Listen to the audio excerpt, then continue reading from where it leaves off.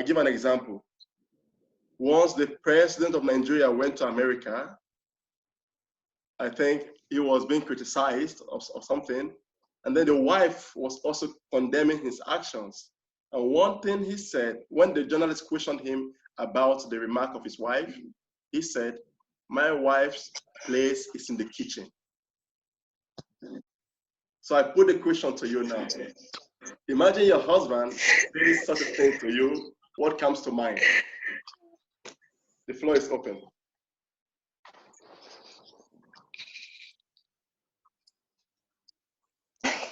Who's gonna go first? Wow. Yeah. If I say your place is in the kitchen, that means you don't. So what comes to mind? What do you want to I would say you are stupid, and and I would be mad at you, because I'm a type of woman that don't like to cook, don't want to spend time in kitchen.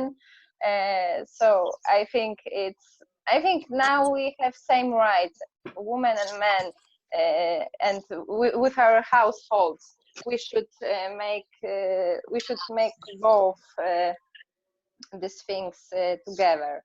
Now, it shouldn't be like a woman have to cook, a woman have to clean everything. It's half and half. You say there should be more of a collaboration. Yeah. Just basically gender equality. Okay. Maddie, you want to say something? I agree with that. I think to go off that, I know in a lot of society where I've experienced, women are very, dedicated to studies, wanting to have a career. I personally haven't been held back in that arena. I think a lot of the challenge also is that women are expected to be the primary caretakers of children.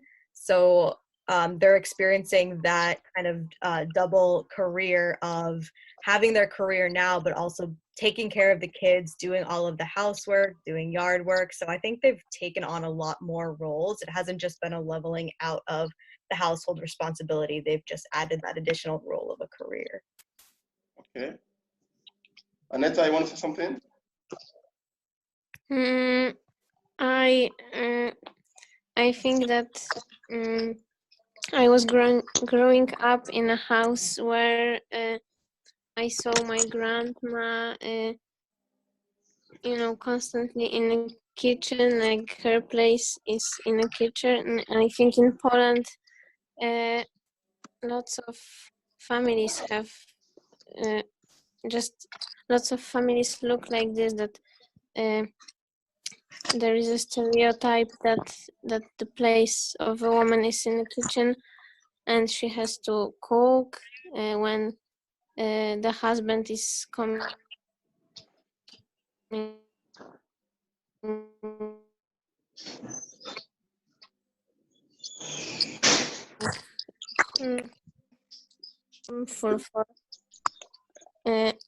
I saw for my grandma and for my mother, and now when I grow up, I know that I don't want my house to look like this. Yeah, and that's it.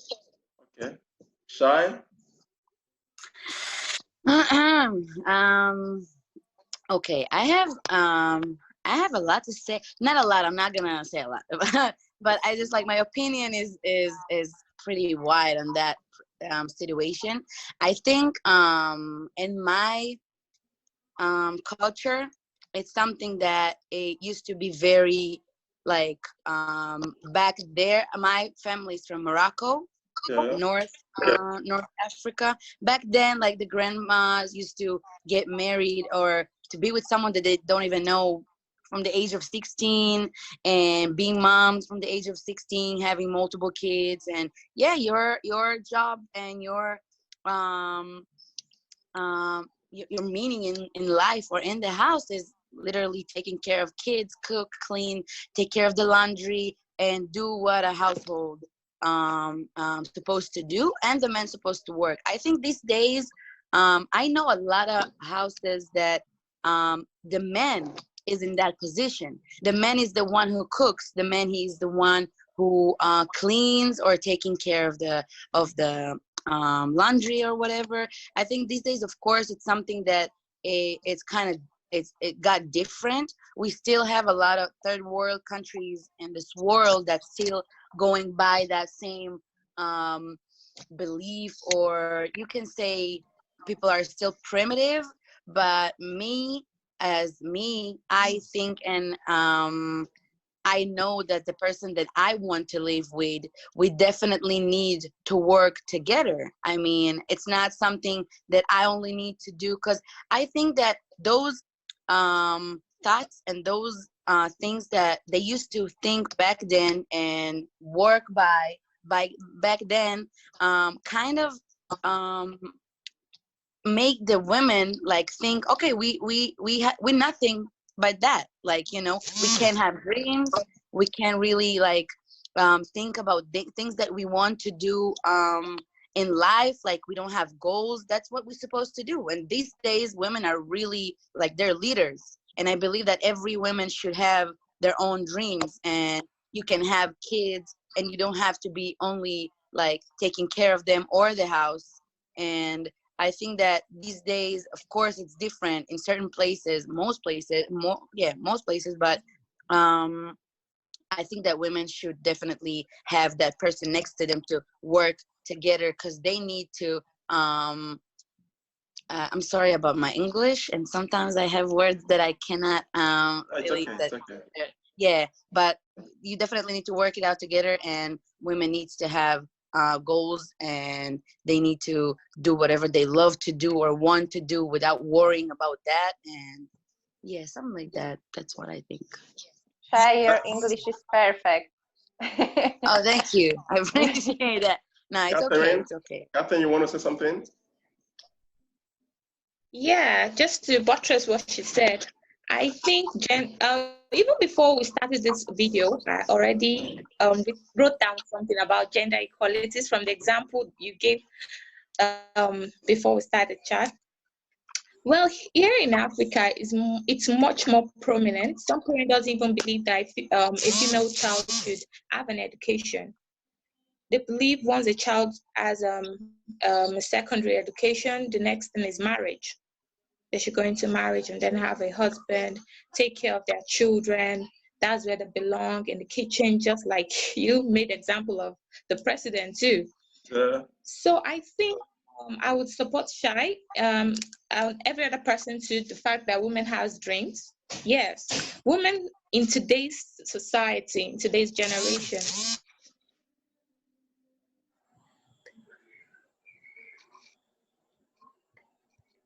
and their community. I think if females are supported and encouraged, there will be much more productive activity in the country. Because women, as of today, should I say more? Don't let me be down feminist, but are very much contributive. Apart from the fact that they have to handle their home, they see to the children's needs. Women are more or less seen as the first teacher of a child. In that kind of situation, where had the meal, but I could say women is a home. They hold the home. They are the home itself. So to not have women given the opportunity to, you know, grow, show their growth, their strength, it's more or less like, you know, building the society even more, because women are the home. Growing up as a child, women are the easiest parents that a child could walk up to and say anything to, because you know there will be a lenient discipline from it. Some fathers are always, you know, showing the fact that, oh, I'm strong. The child must see that. But for females, it's so different. They come with this very calm way to actually, you know, relate to issues. They are, I could say, they are more attentive in some certain situations concerning the home. So even I have a situation here, or should I say there was a story of a family here where the child could not go to school because he was being bullied by cultists. He couldn't tell his father because he believes his father was going to think he was among the cultists already. But he confided in his mother.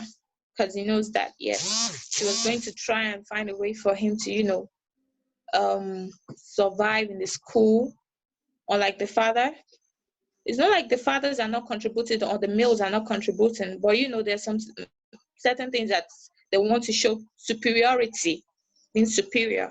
So I really think gender equality is something that really needs to be put in effect, and division of genders should, stopped, and females too should be encouraged.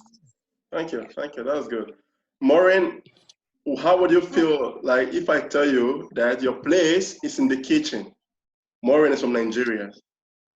I don't feel bad about it because I love cooking, so I don't feel a big deal about that. I'll be glad spending my whole day in the kitchen. But if your husband, for instance, you get married, and then your husband says that you don't have to work, you don't have to do anything, like work, like get a job, go to an office, but you have to stay at home, look after the kids, and all you have to do is just that, look after the kids, cook, and then be in my bedroom. That's all. How would you feel as a woman, whether you feel that you have a future or something to offer to the world? I like, as a matter of fact, I love working. So I don't see any reason for my husband to tell me that I should not work. I should just spend my whole day at home. That if I want to do that should be on one condition: to provide everything for us. But I don't think my conscience will allow me to do that. Like, I love working. Okay. So I want to go back to something that Aneta said, and which Aneta and Angelica are from Poland. And Angelica gave the example of her grandmother. In the past, they used to do that, and she saw that. But now, growing up, she feels that that's not the kind of culture she wants for herself. That's why I also give the example of America, and I think Israel. But today, slowly due to globalization and modernity, things are gradually changing. So how would you guys advise for an authentic collaboration with a man that is not ready to listen? And then there comes the idea of that the ideas Catherine had mentioned, male superiority, or we could say domination of men by women, and like something like that. How would you guys go about it if you find yourself in such a situation whereby your husband or your boyfriend is not ready to dialogue, he's not ready to discuss, he's not ready to understand? He feels that, okay, you gotta do this, you gotta do that. Especially if it's your husband. Like you.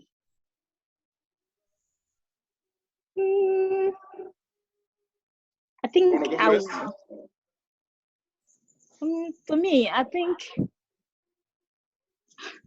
like, I don't think I will just accept what he's saying. Like, I should be at home and should not work, and so I prefer working.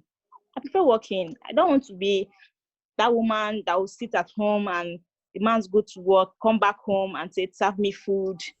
And maybe one thing or the other, tomorrow when I ask for something, he'll be like, start giving attitude or so. So I want to work on my own, get my own money. When he's getting his own, me, I'm also getting my own. When he provides for the family, I think if I want to support him, I will support him because, we are family too. But if he insists on it, then we'll look for other ways to do it. Okay, other ways. Maybe when the other guests say something, you might give us the example of other ways. Maddie, you want to say something on that?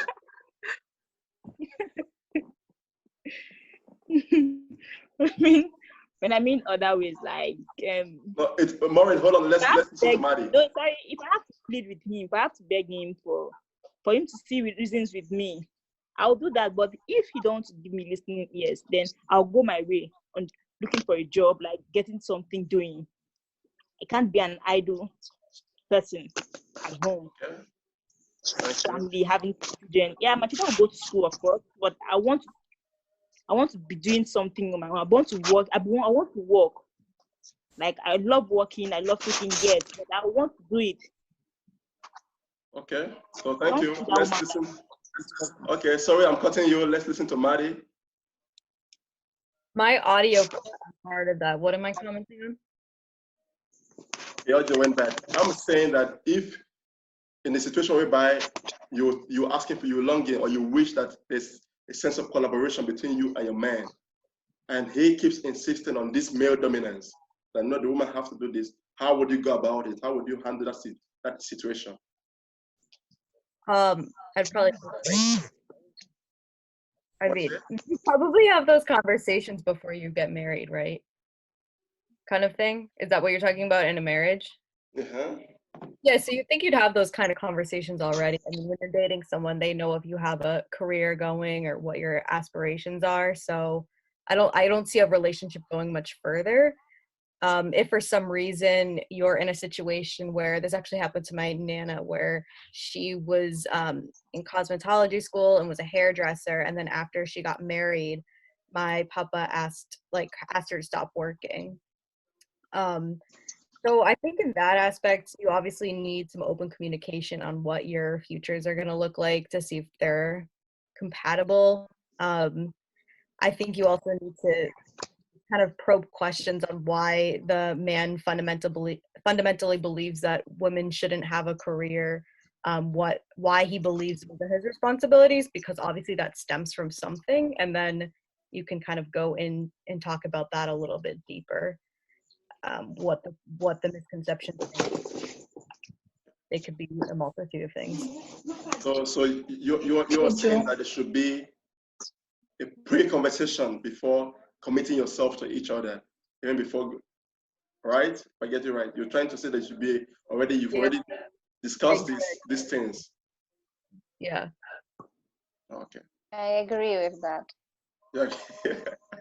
Yeah, that's the things you have to talk before marriage.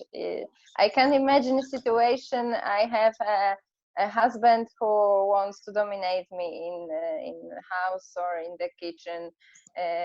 My husband has to know me as much to know that I want to cooperate in such things as household as house things, and I wouldn't marry a man who have such conservative opinion that woman should be in house and can't realize her dreams or passions.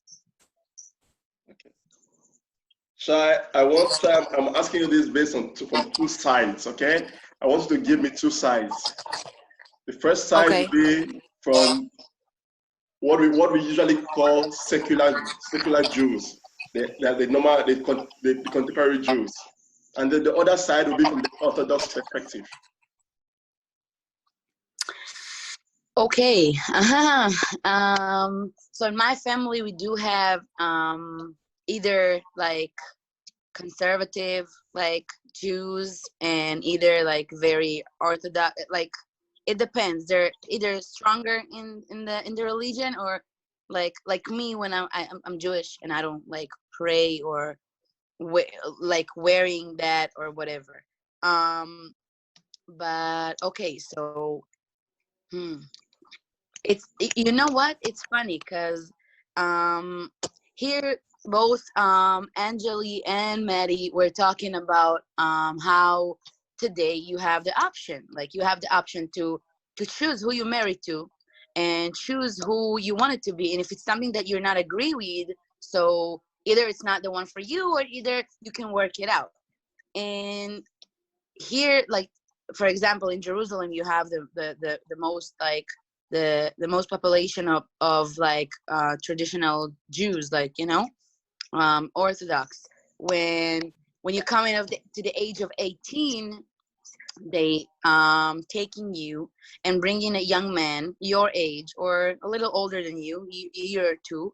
They meeting between you guys. You cannot touch each other, of course. 3 meetings and then you're getting married.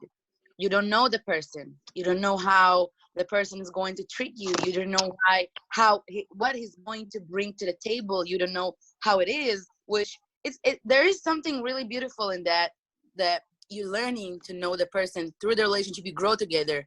But from the other hand, in our Bible, like in the Bible, and ours, or it's everybody's, I don't know, but anyways, we believe that as much as kids that you bring to this world, like this action of bringing kids to the world, it's something that is very important.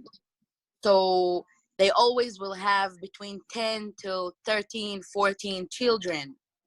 And the mom would be the one to take care of them. And the dad, not necessarily work, he might go to study all day, read the books all the time. That's what they normally doing.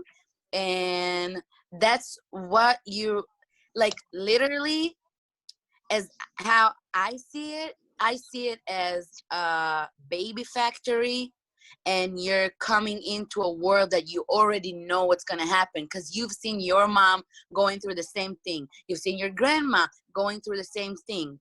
You're young, you're starting to get kids at a young age, and then your oldest helping you to raise your kids and her brothers and sisters. It's like a circle that there's no end to it. What I think about it, I cannot stand that. I cannot stand the way most of them think, the way they act, the way they sometimes, I think that's very disrespectful for women, because they're not only limiting you by, okay, and she has to work too. Sometimes the husband is not working, the woman is working and taking care of the kids, taking care of the house, and they limited you. Like, you cannot wear things, you cannot sing in public or at all, you cannot do a lot of things. Like, it's very, very they're very limiting you, and there's no such a thing like dreams or things that I want to do or how I want to accomplish myself and my goals in life. There's no such a thing. You know that your goals in life are to be a mom, to be a household, to take care of the kids. This is how most of it works in that gender of people, and that like specific thing, like in them. Of course, I don't agree with that. It's not something that you can change, because that's the way that's what they believe in. That's their belief. And I see it as a horrible thing. A lot of people are literally going out of that cat, kind of, because they want to grow, they want to be something, and they don't really giving you the option. So you still have like places or people or religion or certain kind of communities that still going and acting that way, which I don't agree. I think it's I think the moment you're limiting someone, it automatically can cause a lot of other things and problems, and you trying to break every rule or every block that you have to become something, and it's starting to become like very sad, and they're doing a lot of other things that I think like they're starting from that point, and I don't like it. I'm not a supporter. I don't support that. I don't think I know it's not gonna change because that's what they believe in, but just for you to know how it is, like if y'all don't know, so this is how it is, like kind of how it goes in that specific group of people. Thank you. Catherine, I want to come to you. Based on what Shai